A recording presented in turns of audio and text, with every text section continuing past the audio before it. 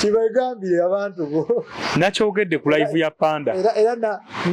nagayika munoonye ayongere bibagamba bw'obanga topamisangako mukyalawo nga muli mu sex tolina kye wamukozeeko ngenda kukozesa abantu ate bw'apama tomukuba mukazi wo aba apeme mu buliri nga muli sex tomukuba manya omukoze ki ate munnaye obukyafu obwo tebuwunya nnyo obwo bwavaamu nga muli awo kirabika bwe bayita okubujja ku mutima baliwo ku mutima nga tobwetegekedde kati ate amasuuka zingako amasuuka ogatwale ne bbiiwo era alinnya takisi bulungi naye akaveera ka bbulaaka naye nga byalimu ali masuuka atwala bbiiwe ng'atwala bbiiwe masuuka ati zigambye akaveera ka bbulaaka bamanyi nti atwaliddemu byakulya naye nga bbi yawunya mu takisi yamwina mu ngalo ze ekyo bayita okuba omwana n'oba ng'okoze eki era omuvubuka ali eyo nga tolinapamisaako muwala tolina kyosobola era tolisobola ate ababanyampisa kati n'oyo akola n'anyampya naye aba amanyi aba asobola wojjiramu nno omuntu gaasi ojjamu omuntu eddoboozi lyeyo wansi era kati oyo anyampa aba asobola okupama naye ekimuleeta okuba nga ye tafuluma bukyafu obwo olw'ensonga aba alabika talina kyeyalidde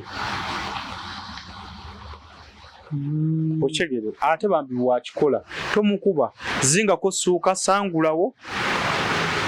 ojje ne watuufu sigala ku watuufu kufuna sewo ye experience eyo ate ategeeza bali nga oli yeetaaga lesson akunoonyeeko bannoonye nakolawo neddwaliro lyange awo balita lya Seyana nina amaanyi g'ekisajja musajja nga atambula mpola tubaniriza ku Brown Skin Events YouTube channel amanya gange nze Hashim MC Campus Brown Daddy olunaku olwaleero tusinzidde wano ku Castro Lounge kafo kalungi nnyo kamaanyi nnyo kasangibwa wano Bulenga osobola oyitawo munnaye gwe ayagadde ofuna ku ssanyu ayagadde okunyumirwamu ennaku ziri z'omanya ez'ekireezo n'oyitamuko n'ofuna kusinga okukusanyula olunaku olwaleero lwanjawulo omu kuba noonyeza omu ku basajja enjasabiggu nandigambye abasajja waki muyisa omusajja enjasabiggu kubanga bintu bingi nnyo byakola ebintu bingi nnyo byakwasaganya naddala ku social media okwo ne mu mbeera eya bulijjo tugenda kuba tumufuna tumanye lwaki kiri kityo era lwaki abikola era ye yaani mukulu Ashira tukwaniriza ku show eno nange nsanyuse nnyo sebo okundeetako mukulu Hashim MC era gamukuyogedde ogambye nti omusajja ki omusajja njasabiggu naggwano yenze Ashiro abafumita mu mpere ndoza mumutegedde kanjye kondoza mu ndabe yenze Ashiro abafumita mu mpere mamma obuti sai bandange kino cyo kiringa nga cyoyoyo ndeka nagwenzine aya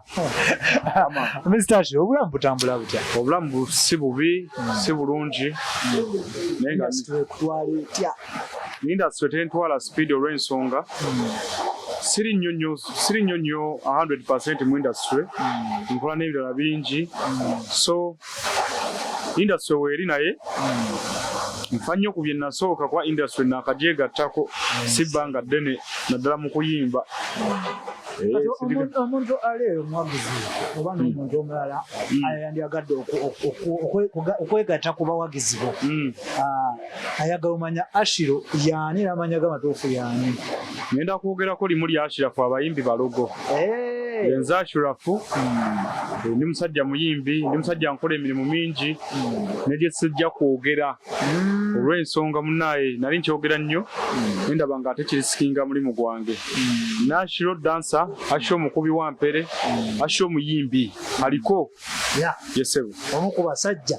abamanyi okuyimba ate nga bamanyi n'okuzina. Bamanyi okuzina kale kwegamba nga buli talent yonna kaseba ya entertainment. Nzanya ne comedy. Nazanya comedy nga mu ssomero sebo. Soko tudumiza ate soko waliyo Kifefe production.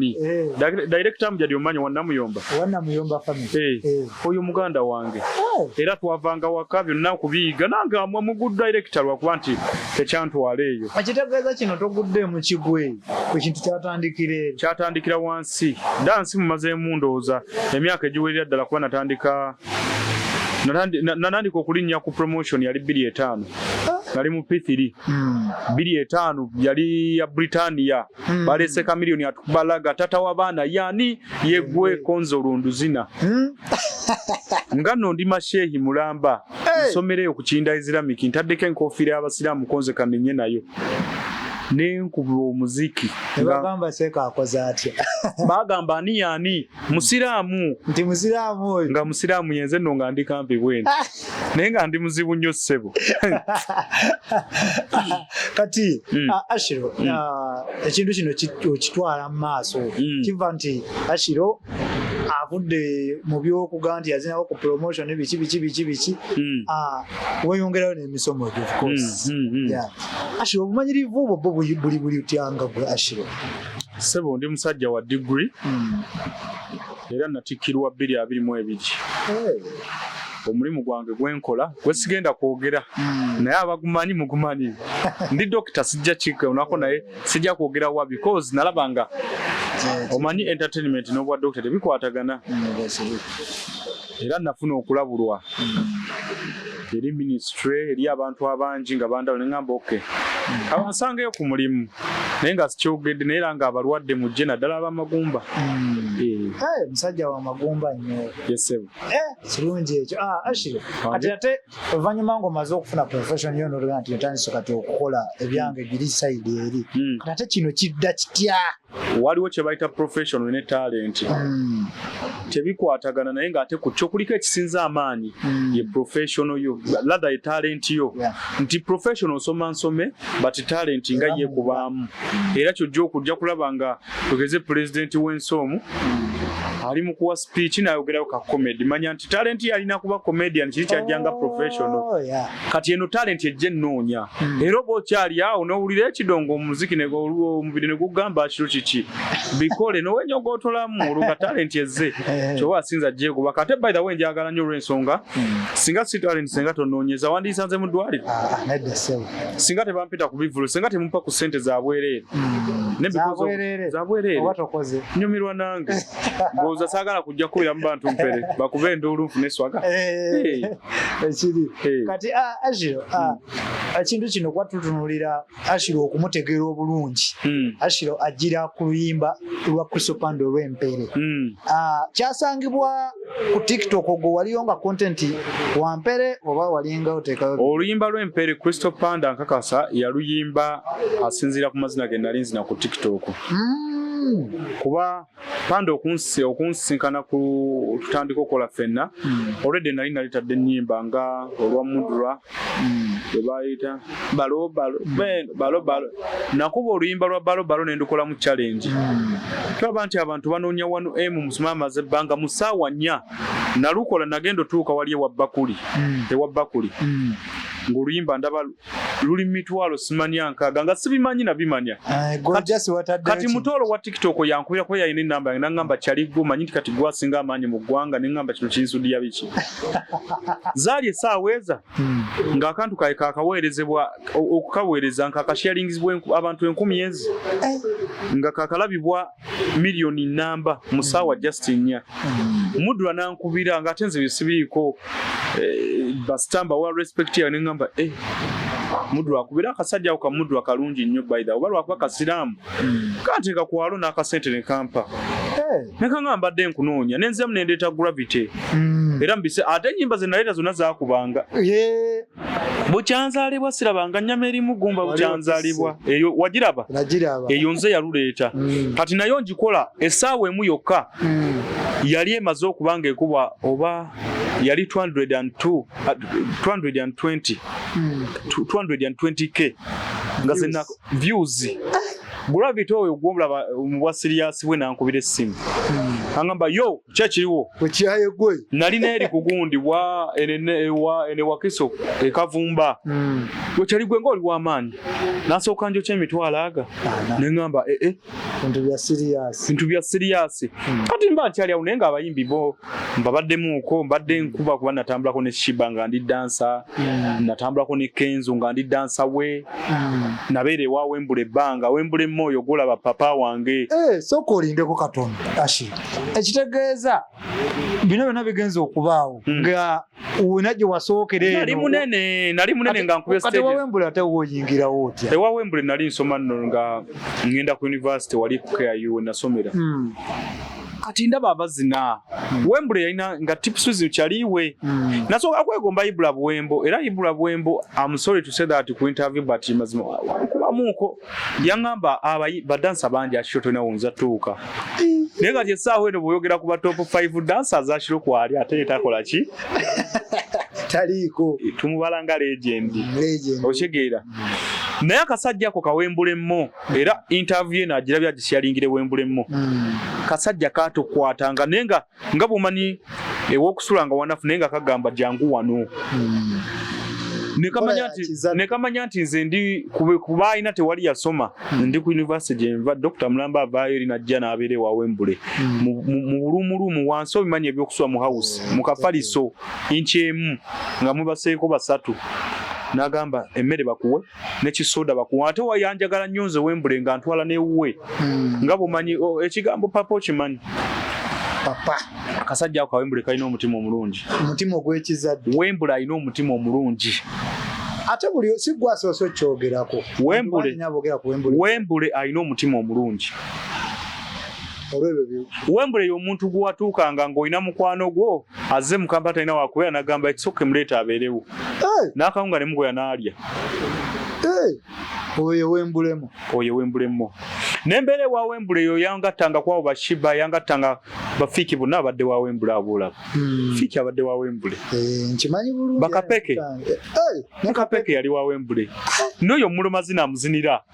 Fena twali wa Wembule awo. Kitegeeza Wembule industry n'agiina mutta. Blood Wembule aleese ba talent z'otayinzisinza na kwogera ne brand ennene nga zonna we zine because of Wembule. Ghetto Kids triplets, Ghetto Kids. Niye Wembule gemaanyi gaayo. Wekiri. Badde sikimanyi. Kanembeera awo ku TikTok nkuba gundi yange ngenda okulaba gaya jangamba mu inbox. Hey, how are you doing? Panda is here. Konze wadde ogamba kisebo nga neeragamu ennaku ezo. Katono nnyo ate tunagenda kuwa Panda. Wano wakubira ne Shiba ne Fiki. Embeera yabanga etya? Obimanyi ebyokuyiriba. Fiki aba ne management namba oba Shiba banaye bakututte watutenga mukaaga. Bamuwadde million 2 oba 3 gosuubira kufuna mmeka omuyimbi afuneko mmeka ne management gyalimu. Era ozina ne bakuwa ekyetaano. Ogamba nakoze saazirimidde kyukyo. Waliwo alimu omusiri gwa kasooli ng'agenda kungula ensawo emu yeetaano. Agirindira emyaka 6 nze nzinye buzinyi ddakiika 2. Ne bakuwa. Alimbeera yabanga yakuyiriba. Naye nga bo abayimbi babanga basiima ne management yabanga esiima wakawa. Bwe batuukira okugamba bw'oba ojja jangu n'Ashiro ojje n'omulala kubanga nze nali kisajja ekizina ekyakyo. Nga bwe ndinnya ku stage omanya enduulu bino bi one drop nga nkumenyekera ekiwato ne bagamba Shiba alina omuyimbi. Naye ekyo kikola oti ekiwato kyo nga kigunda nnyo mukama wange. Nze nayiga amazina nali wa Lingala ssebo. Era ne baba kujja Kongo mu Lingala tonsinga. Speed footwork byonna. Ne baba kujja Kongo sije bagamba wali abazinyi ba Lingala wallahi tonsinga. Ebyaddala. Kati Lingala mulimu okuzinisa ekiwato, mulimu okuzinisa amaguti obola bwe ntandika okuzina ekinyanyanya ogamba ono gayi yavaawa. Kwegamba nze nange nkimanyi nange neesiima. Ndimu ebirungo bingi. Era bannaye bafaani mu nkwate bulungi bingi byenkyabalaga. Bye mugenda okulaba mu Ashiro mugambe kano ke kasajja. Okyegedde. Okimanyi nze nagendako ne Suna Ben yakola show. Yajja ku show saawa 5. Ne ntandika okuzina saawa 5 paka saawa 10. nga sinawumula nga pesa bwoba wakanabuuza emusima swankuba mbazira tone oba suuna beeri nga tonnawummula era bukedde yankuba mawulire negamba ono Ashiro omuntu oba musambwa anti nze olutuyana neyongera maanyi obanga akyajinzi buli wentuyana simanyi nange kyendeewo buli wentuyana maanyi Ashiro owempere kakati Ashiro Kristo muyinga mutyawo kati Kristo ajja ndaba aŋŋamba ayi Ashiro biki koze kale kali nga nze manyi Kristo Panda alina amalala nga simwagala ngamba kano kagayi kale kalina amalala koogera luzungu lwokka buli kadde ngamba naye waayika muwe chance era yansanga awo Mmengo ne mugamba jangu wenkolera ne muga jangu zali awo saa 8 gayi yajja ataddeko na masiki namupoye ne mugamba Brad bw'otuusa woowezi saawa emu nga tunnatuukawo togenda kundaba kuba nfulumira nkinzirayo okukola balwadde banninze Panda nadduka musajja watwe ogolaba nawo kasajja kampisa era akakuba abalimba abakola content buli akakuba abakola content kasajja n'ebitambula content ebyo nja bikunyumiza onaabo byagala kubanga era ekivulu ekyo nze yali manager wakyo nze nali manager weyo show buli show ya Panda gyakola n'empere festival nze manager kituufu kubanga nze event manager yeye owner ampa buwi magezi nangamba tugenda kukola kino mugana nange njagala tukole IDN tugende maaso Panda ajja tukwatagana ngamba mwana nayimbye ekiyimba kyange naye nasinzidde ku mazina go tukikolemu konze Panda tuzina buzibu jangu empere yali idea ajijja ku mazina go tewali agaana gizine empere bwotyo gizine empere gizine namugira netukuba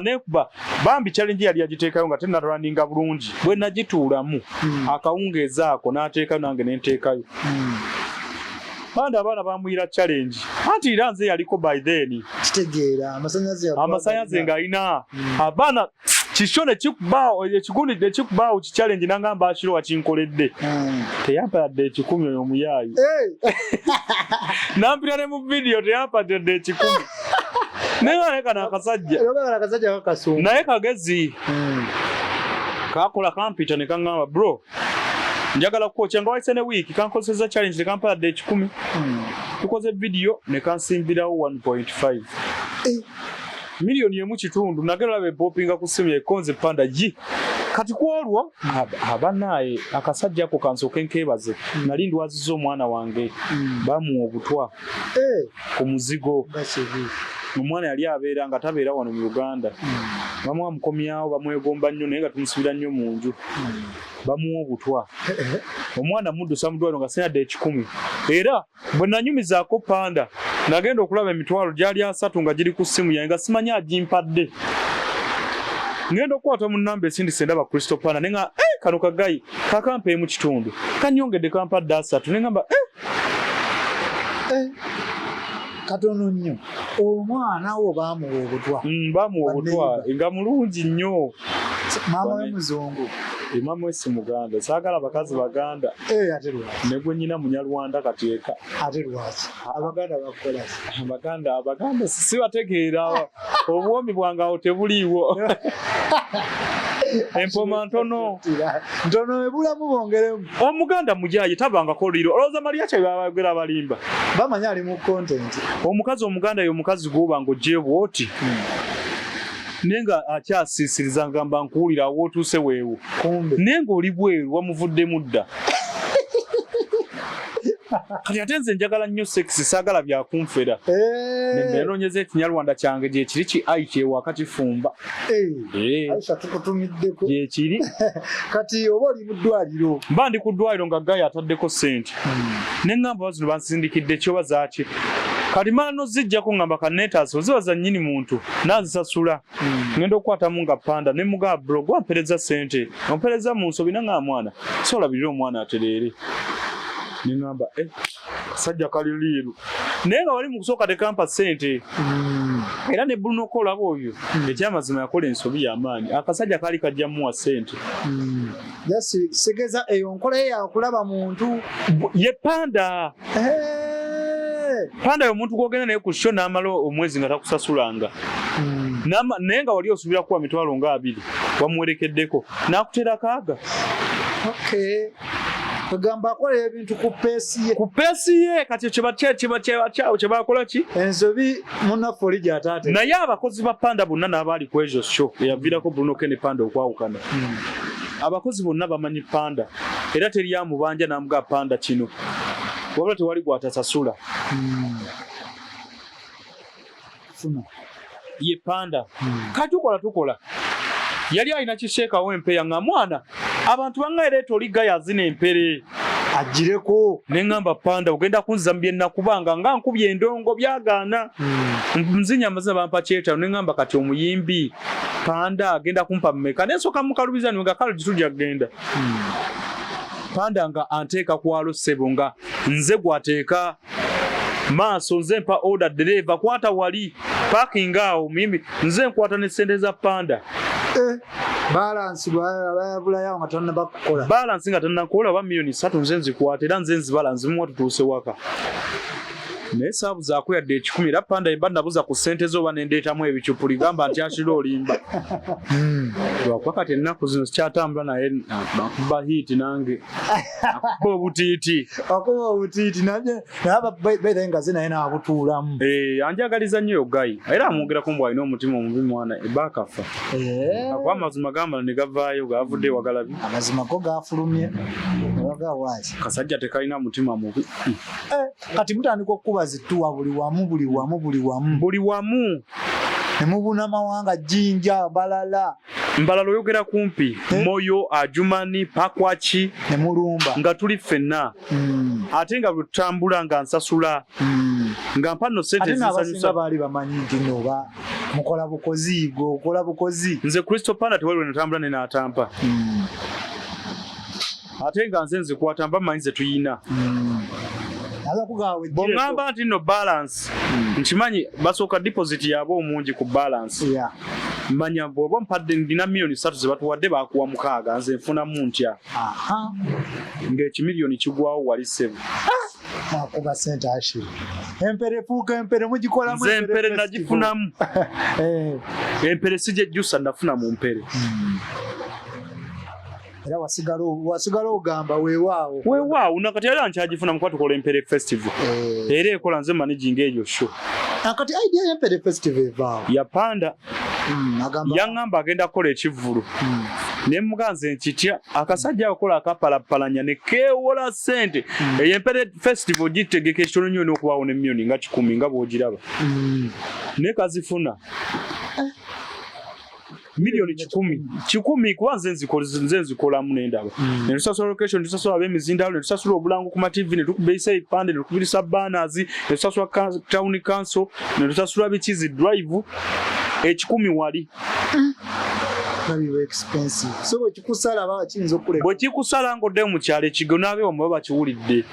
ogwa ne babulira nti mutabani waffe agudde mukuba empere festival tukuba empere yali lusooka omwaka buli lusooka banna era tubayita buli olusooka omwaka tuba ku Forest Park e Buloba nga tukuba empere festival abayimbi baba bangi nnyo tewali gwetulanga n'atajja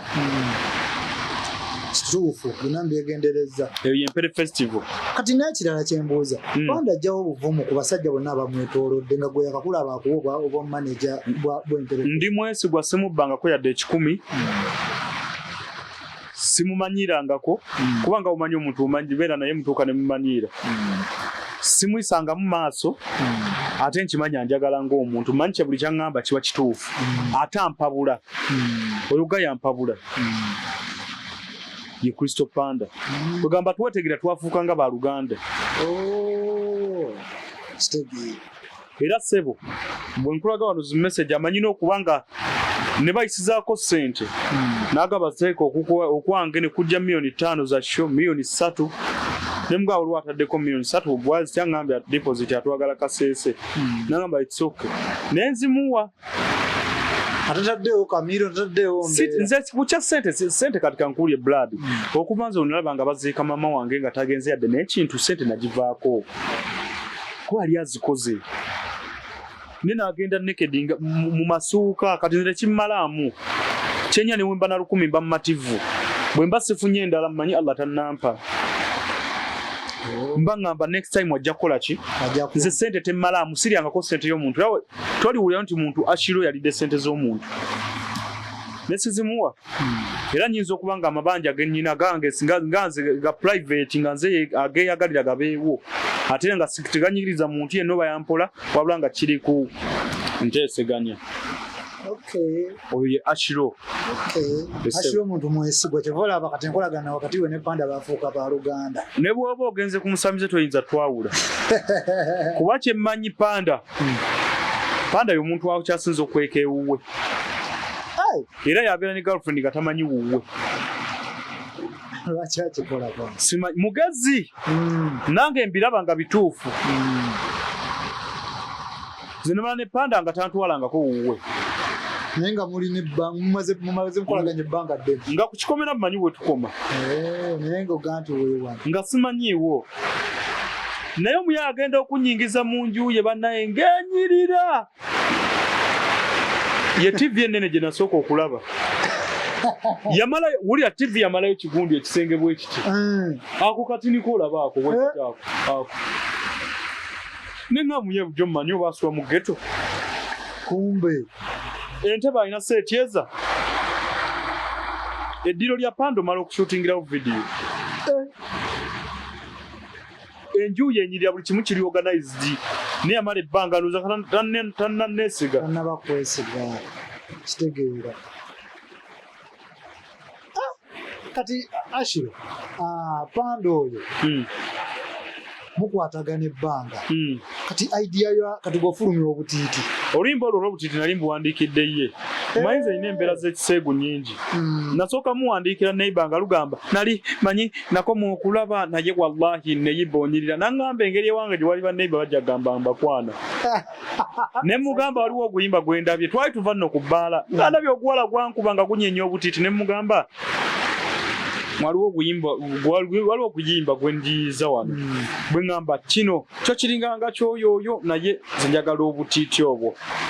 naaseka Panda naaseka laga brand kankuwe sente ogenda olukole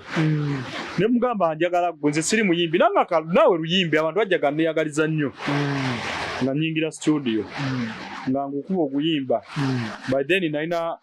mukwano we bagita Jaw Records mukulu oyo Uncle Solomon oyo yennyini studio nga nyingiza mukuba lutiiti Panda nga ngamba singa okoledde ne Waddi Mario konze zosasula bwe natuuka Waddi Mario nga naye annoonya bulijjo nakubisa empere eyo Di Mario agikubye akuŋŋaanyiza ssente anoonya Ashiro ayagala kulaba ku Ashiro ntuuka muganze kuyimba ko ye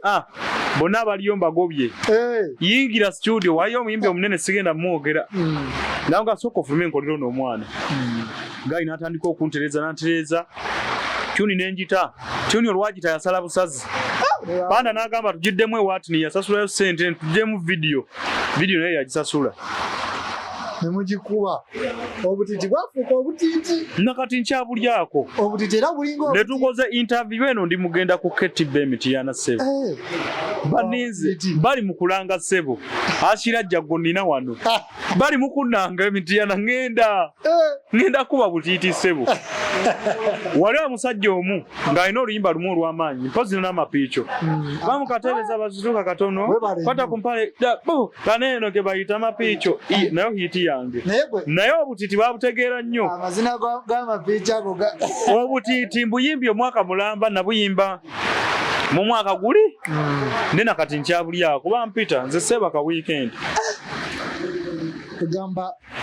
tugambe nti olirako eno okubeera lako lirake nesirirake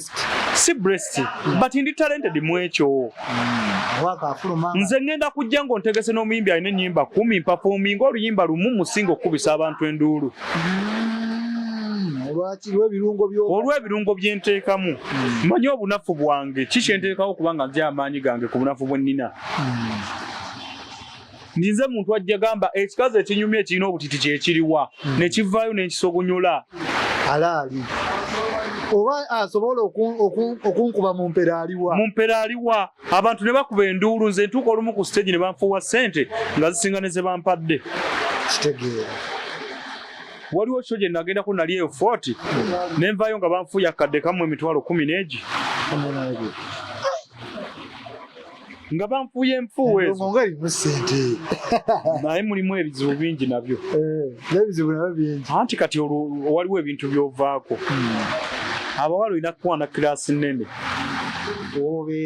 wobeera walina okubanga osula mu nju ekitono entambulazo tolina tambuza bigere otambulira mu motoka ng'otaddeko ne gaalubindi zino n'endabirwamu ziri waggulu tokyama ku kikomando oba owulira okiyoyezza otya kitume boda akugyeko siringisi 7 nga kyo kya 3 bwe bulamu bw'ekisereebu naye si bwevu makolode nze nali mbukuliddemu nga mbulaba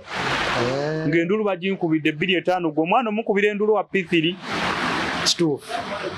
wali used n'embeera nali sikyamanyi nze nsomedde batale zange zonna zibaddewo because of music of dance buli we mbadde nsomera mbadde nze entertainment prefect tegeza kikubaddemu gye mbadde gye nasomera 6 kandi ogereko essomero bayita talent secondary school Mityana Sebuyungo nkulamusa nnyo ye mukulu w'essomero gayi yaŋŋamba Mr. Sebuyungo naye batwafuuka bakyali kuba nange essomero ndikubisa kati siyogeddeko ku interview yagwa abantu bameka ndyogeddeko naye gayi yaŋŋamba ogenda sasula emitwalo 5 nazo nga nno nzirya kilasi senior 6 nina mu kisulo alasasula kamu 2 sente ziba ntono ezo nenga nantuuka ne muga sizannema sente sina naye nga bazimpa nenjanga nti tayinza kungoba kuba nze nkwatiridde essomero mu kuwakanya tewali atamanya akiro eryennya lya kiro lyava dda Ssebo Ashiro ng'abaana bayimba akiro tutuuka tugenda mu gundi ate nga Ssebo ne wano waaliwo wano nga sikoze economics wali mukambwe era ne profession yo tugirawe obone obo bino okubanga weebuli nga ndi mukambwe wano naye nga batuuka bagamba Ashiro nansooka mbafunji bafumitamu awo katini nga mbagamba atuuse talent secondary school kabaga ddala talent etendeka sajja Sebuyungo ne kituuka nekigamba ogenda somera emitwalo 10 walayi nasasulanga emitwalo 10 aye najo nga ne mugituusa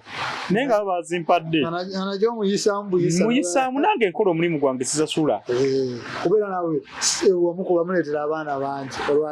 olwakiro nakati nze newemba ku TV ngamba nasomera ku talent naye olabe mu comment section abaana bewaana oyo obi waffe kikola amakulu naye nga mugende akasajja mugende mbere kubasomesa naye bakambwe bakwatisa amateeka n'ebiragiro omuwala bw'oyingira teri kufuluma yessomero kwe nasomera ali kambwe so kati Ashiro tudde ku story ya mami wakuvaako awo kyamanyi mami wali omwagala nnyo era video zatambula nga Ashiro ekituufu takyali wampere nali mpunzi nawe omwogeddeko olutikolo oluyiye era Allah nsaba mama wange gyali omulamuzi ekisakwa yali musakazi musiraamu yali mukazi agasa ekyalo teyisaako bubi by the way gye yali abeera ekyalo kyagwa olabeko ekyalo ekigwa nteyo kyagwamu nabe bantu basenguka mukazi wamaanyi ku kitonda eyali afaayo nga sigamba nti mugagga nnyo naye nga omutima gwe mugagga n'akasente kalina nga akasharinga n'abantu anvaako omwaka guli oguwedde 2024 mu January ate agenda amaze n'okumpasiza nze maama yaŋŋamba bawala b'olina Ssebo nsaba owaseeyo omuwala atya era mu January naku z'omwezi nga 11 lwe nagenda n'enkyalo ewa mukazi wange mami wo yakireese ekiteeso ettooke lye natwala yalimpa nanterako n'emitwalo 10 yalitema mu nnimiro n'alireeta era balintuusaako ku mutwe naŋŋamba lino ndiguze njagala ogenda owase kumba nsiibula mu gwe 11 nkyala January 27 January afuna accident tubeerako ku kitanda tubeera yaawo tukoze buli kimu ekisoboka omwezi ogwaggwerako n'afa nga lumu ne tumuziika Allah n'amuyita sofa kati kuva we yavaawo bintu bitambula bityashira wamala n'opiikinga n'odda ku peesi yo oba kiddamu era kati maama ndeka bwe yali agenda ffa nga takyalaba ng'ali bw'ati yaŋŋamba muddetewo omwana wange ku ssomero gy'ali ne mukazi wo era namubuuza ne mugamba maama oyo aninga kubuuza n'agamba ono omukyala wo n'amukwatako omuntu ne mugamba n'agamba ono Aisha mukyala wo kunze kwegamba yaleka nga nsizeemu omuntu owokumbeesabeesa era omukyala wange namba nga agattagattawo nnyo animbalimba ndeetera obuntuntu obuki obuneerabiza so mulowoozaako maama naye yaleka ndekeddewo at least omuki but waliwo era omuntu nga byomisinga cause ze maama wange yali mukwano gwange nga y'omuntu gwe ŋŋamba ne wemba n'akatulututtu ku kisambi mugamba maama nina akatuluttu ku kisambi ne mugamba nafunyeyo nno maama ekiki ekyo naye kiyintawanya kyaka kibbi oyo yali maama wange ali mukwano gwo ng'ate nenyumizaamu nga Hajati Mulamba bano ab'e-Butambala era twamuziika Butambala awo kiziiko naye nga yaŋŋamba baŋŋamba omwana wange serebu bamulaba ku TikTok naye kyanno maama wange teyawulira ku hiiti ya butiiti kuba nako twamuziika nga lumu omwezi ogwokusatu ennaku z'omwezi nga 26 ogwokusatu nente obutiiti ne lukubirawo butiiti ne busala kyekintu ekyasinza okunnuma nti yali namugamba nga maama twa nti ndi tikitooka ngenda kukuba tuni ojja kutya ngolede mwe oli mu gallery mu simu nangamba ne muga ngenda kukuba tuni nangamba njirinze dadi yapata jiwulirizaako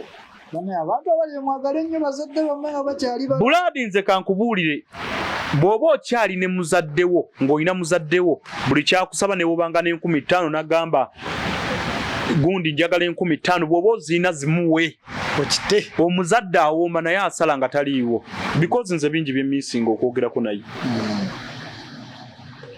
bwe mba n'ekinnuma kinga nswalo kigamba mukyala wange kimbeera ku mutima mpaka bwe kirivaako kitegeera oye maama bw'atyo n'atulekawo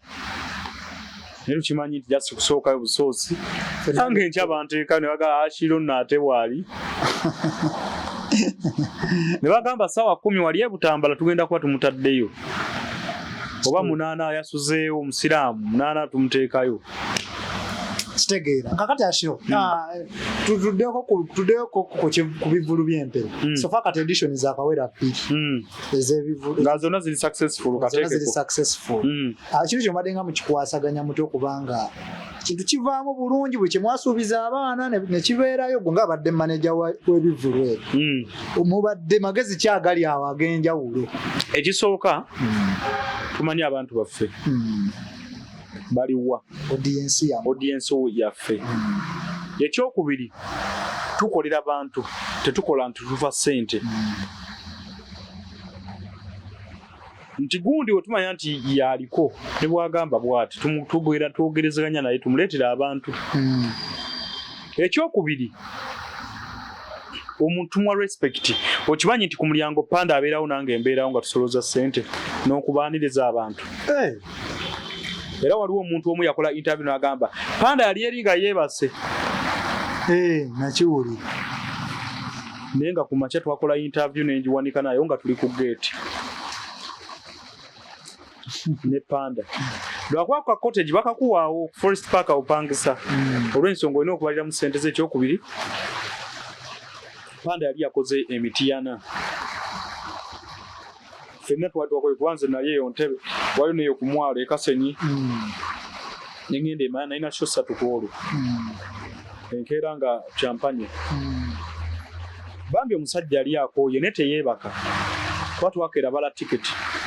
netujja ku mulyango ntuteeka management ndowooza ku olwo we bajjira oyo yayogera yali awummuddemu ayogera ebyo byonna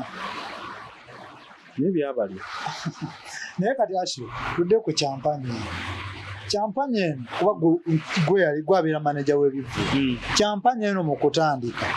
nti tugenda tegeka ekivu ku Forest Park byonna mu kusooka byali biddukanyizibwani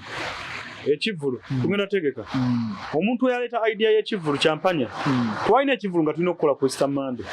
naye twali twagala Luweero tutuuka Luweero nga babuukingayo tujja ne idea kyampanya gyekwata Panda agamba ekivulu kino katutume Champagne Festival nga tuwatwala budget yakyo drive biki byonna nga ngamba tugenda kubeera reflectors tugenda kukola biki nga mbimulya byonna baana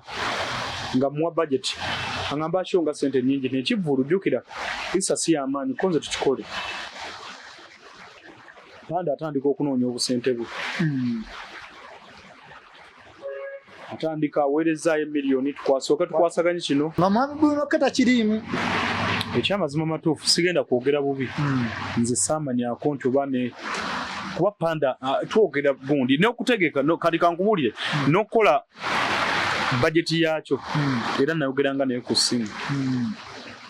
Bruno K namulaba ku show sure era nali nkimanyi kuba eyo show ne Champagne teriiko twava ku show y'ebuloba ku mpere yangamba tutegekewa Luweero yali atya bwe nagende Luweero nga baategekayo olwo twali twagala ku Easter twali tugenda tegeka Easter kati Easter Monday ng'akiro nangamba tulina okukola era akidrivinga akizzeeno bali bayinza okuba nga balina engeri gye beeyambayambangamu ne mu bya ssente Panda yateekangamu Tuwana walabako message ya Bruno K ngekutuuseeko yanteekako aye katamanyi nakummanya mubuuza ani yali manager wakyo kitegeeza bano ababyogerayogera tebamanyanga kituufu ekituufu nze yali akimanyi ne Panda ate va Panda teyayogera nnyo bigambo bingi era yaŋŋamba toyogera tobabuulira baleke bajajinge at the end of that naye tebeebuuzaako agambye akutta akakadde akamuwadde yakoze mmeka oli bamuwadde akakadde yakoze mmeka kuba kuliko n'abaali ku management ab'amaanyi nga tebasobola kufuna akakadde kubanga kyesobola okuleeta abantu ennamba ennene etajjaayo kyobadde okola kisinzira input yo abantu bajja n'ekintu tekyavayo bulungi bwe walaba ekisaawe ekyo kinene ne ssente ezaali ziteekebbwamu awo okutegekawo miliyoni 25 veni yokka ku mutwalo abantu bameka bakola miliyoni 25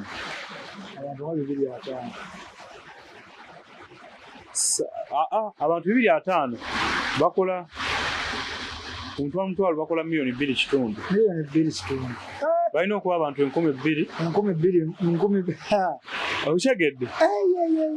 kati baali bameka saawundi wammeka olowooza stage nazo zonna millions security baana obulango ku mpewo kuba TV yali ekuba aba drive buli weyita bweti mitwalo ana twalinamu n'ezenkaaga kitegeera sente ziba zaali mbitirivu n'abasinga tebakitegeera nitukola kyo neggwa kuffe saidi yaffe neggwa mu mirembe n'ekyankalina mu maaso kitegeera ko mmwe tuli tukuba muziki kati waliwo abaali bagamba kuba bali basalira MC omusango MC bamuyita MC Benji takola ku NRG akola ku NRG kati baali baagala ayogere ku ani bagamba nti Benji yavaayo nga tasudiya musajja nga ekintu kyabwaba kubanga yali amanyi mu bya ssente ekintu kyali kya Kristo byonna ono omukulu yajja ndowooza kale kugamba nti nga oli bwe yakola show ya gundi nga bwe badde bakyali n'agamba kajja abeerewo lwakuba ndowooza bambi yakyagala nnyo ku endi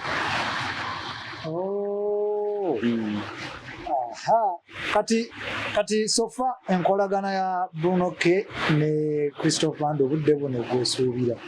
eri etya simanyi olw'ensonga kyali wakati waabwe babiri era bamanyi oyinza okuba nga twogera nga beekubira obusimu tomanya Uganda si nyangu yategese naye ekiggulu Freedom City kyakoze bulungi nakirabye kyakoze bulungi kyakoze bulungi Ashiro hinolwali. Nedda kale tekyakoze kubanga ne panda yali ategeseeko ffe twategeka ku Africana. Kyo nasooka okukwatagana ne panda okutegeka yali ku Africana era nali manager. Era wakwa nali half manager kwolu. Sali manager judde. Kyatusala. Kyagaana. Bashiba ne bajja alien skin yajja. Shireti bali emabega wa gate wali ku Africana waliwo omulyango oguyingira waawo. Abayimbi bayingira bajja. Aliwo bulungi. Naye nga tewali bantu bayimbire baana. Sitegeera. Gusalanga. Kakati Ashiro, ndakutira ekibuuzo ekyabaddewo ku live ya Champanya eya Crystal Panda. Wajingiddemu awo n'okyankanya buli kimu. Ebintu byadde byo story oba Yenabadde nyumya seyo yabadde liyo goyinza okwenyumya omuntu w'obuvunanyizibwa nga nze eyabadde nga ne mukyala we gyali mu kisenge nanyumidduzza ebintu bya swakaba ne gwe nabadde njogerako naye era yankubidde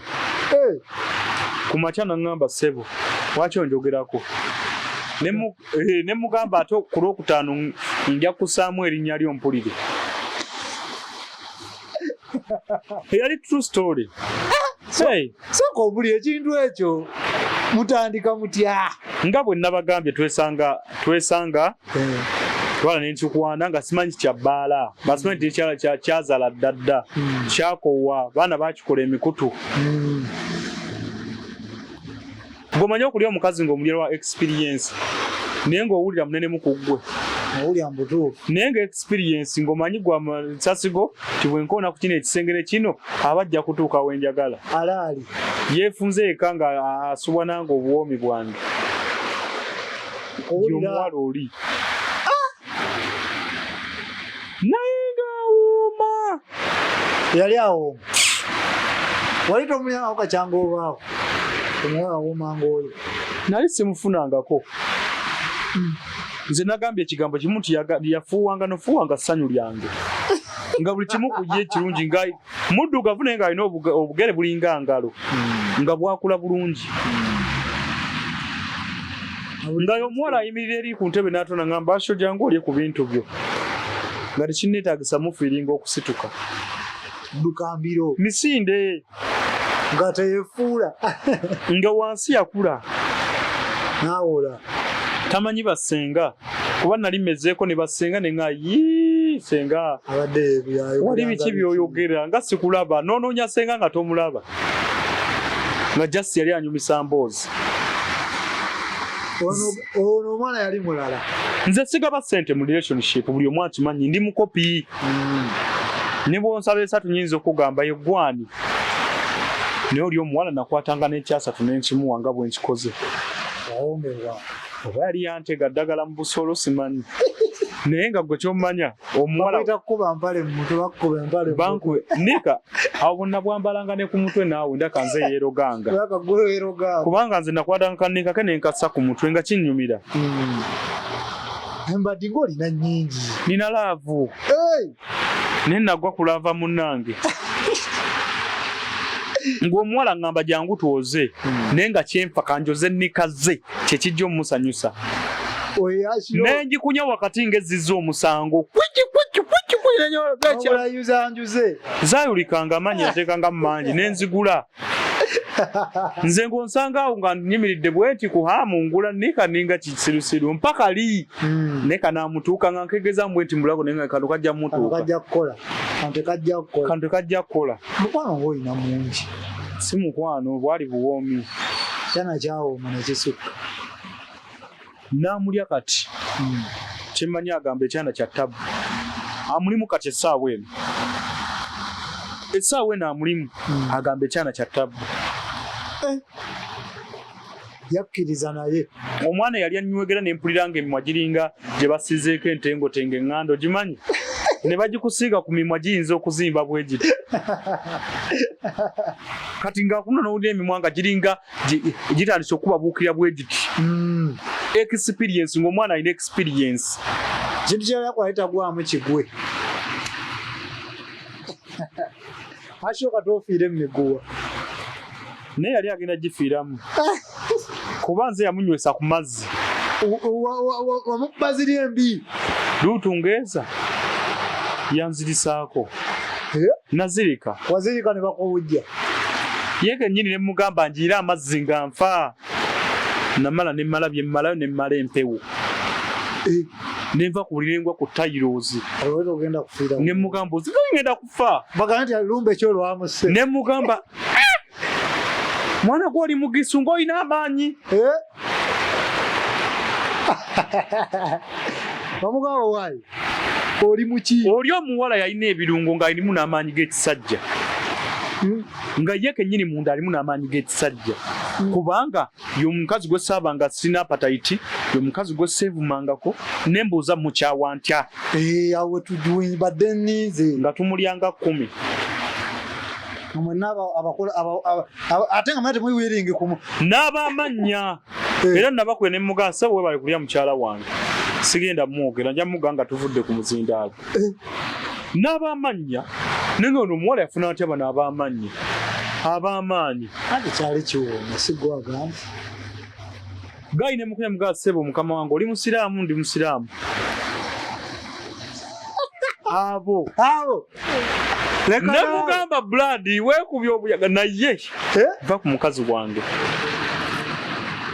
ayigayo omukaka munanga Brad nkimanyi omuwala yaŋŋamba naye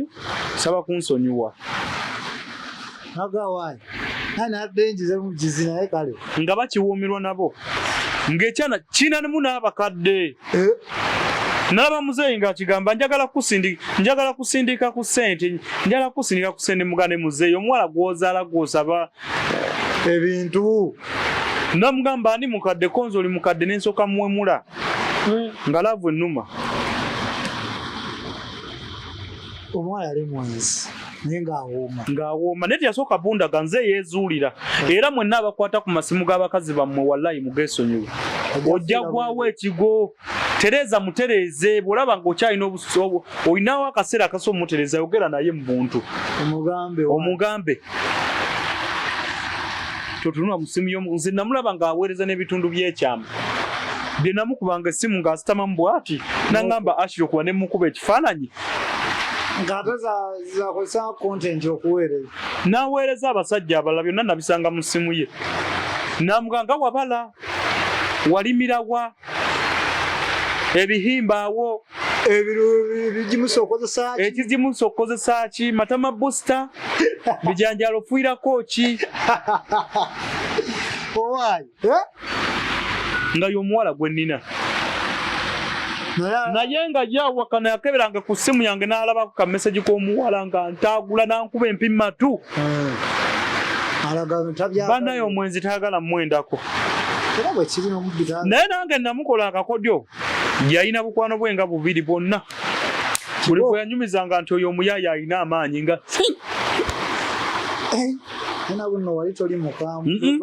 nambala kulaba ebyo amaanyi ne ganzigwa ng'omuwala abeera mu bbaala sebo nga talina bbaala lyatamanyi nga buli bbaala agamba ŋŋenze eno azungira ku piki ng'ava Kawempe n'agenda Entebbe n'ava e Kawempe n'agenda Mityana mu bbaala amuweereza ne ku message ne bamugamba eno waliyo abasajja bangi jangu eno naye n'aweta nze neewunya n'okumala gye yakujjanga ku ndiibwa gye yaliibwanga okumala kuli nnomo si nnomo obawo expert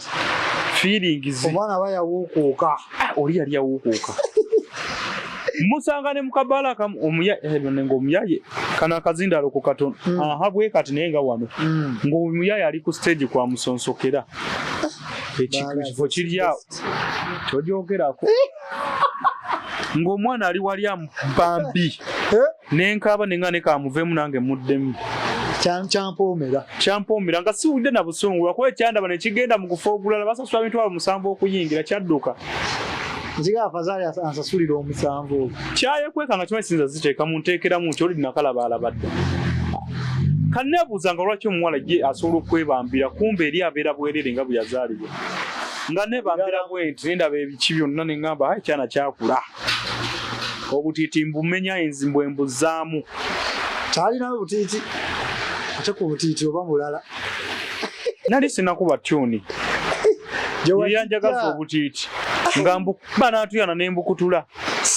mu kiwato enkya ne baleeta obulala nga nze mbuleeta gwaleeta kabukutula yabuleeta nabugula nga sindise 10 ezeeza ne mugamba yo tukozese ku kagolodi ne muli ekiro kimu ne kakutuka ne muga tukozese keru nako ne nkakutula akagiraasi ne nkakutula maanyi wagajjanga wana mu putulu experience n'abavubuka ennaku zino bw'oba omuvubuka ali eyo bw'obanga mukyalawo tomukutulanga katiiti ka mu kiwato nga kayina okuva January kakyayina tomanyi kyokola tolisobola muleete bamukulagire bamukutula obutiiti omwana olina omuntu oyanya kikali ke nagambye ku interview wava mutwe naba alina kukola ki wava mukutuyana entuyo ziva munda amaze okulya ekyeggulu kye oba ekyemisana omukubi atuyanye yenna aba alina kukola ki aba alina kukola ki kyogere aba alina kukola ki akimwemusi kibagambe musaatidde kitidde kibagambire abantu bo nakyogedde ku live ya Panda era nagaika munoonye ayongere okubibagamba bw'obanga topamisangako mukyalawo nga muli mu sex tolina kyewamukozeeko ngenda kukozesa abantu ate bw'apama tomukuba mukazi wo aba apeme mu buliri nga muli sex tomukuba manya omukoze ki ate munnaye obukyafu obwo tebuwunya nnyo obwo bwavaamu nga muli awo kirabika bwe bayita okubujja ku mutima oyo ku mutima nga tobwetegekedde kati ate amasuuka zingako amasuuka ogatwale ne biiwo era alinnya taxi bulungi n'akaveera ka bbulaaka naye nga byalimu ali masuuka atwala biiwe ng'atwala biiwe masuuka anti nze gambye akaveera ka bbulaaka bamanyi nti atwaliddemu byakulya naye nga bi yawunya mu taxi yamwina mu ngalo ze ekyo bayita okuba omwana n'oba nga okoze eki era omuvubuka ali eyo nga tolinapamisaako muwala tolina kyosobola era tolisobola ate abamanyampisa kati n'oyo akola n'anyampya naye aba amanyi aba asobola wojjiramu nno omuntu gaasi ojjamu omuntu eddoboozi lyeyo wansi era kati oyo anyampa aba asobola n'okupama naye ekimuleetera okuba nga ye tafuluma bukyafu obwo olw'ensonga aba alabika talina kyeyalidde okyegere ate bambi bwakikola tomukuba zingako ssuuka sangulawo ojje ne watuufu sigala ku watuufu kufuna sewo ye experience eyo ati akyogeza bali nga oli yeetaaga lesoni akunoonyeeko bannoonye nakolawo neddwaliro lyangawo balita lya Seyana nina amaanyi g'ekisajja musajja nga atambula mpola mu kisaawe tamala kumpita obimalanga omukyala ogaziye nnyo agala kufunzaamu mpita muno omwe vibe bino biyutyayi ebyo byonna nayigo bijjanjaba nga nkyalina mwenzi biyutyayi enziku olamiddwako ku nziku anyonyola gwako kamera person alina kyaggamba wali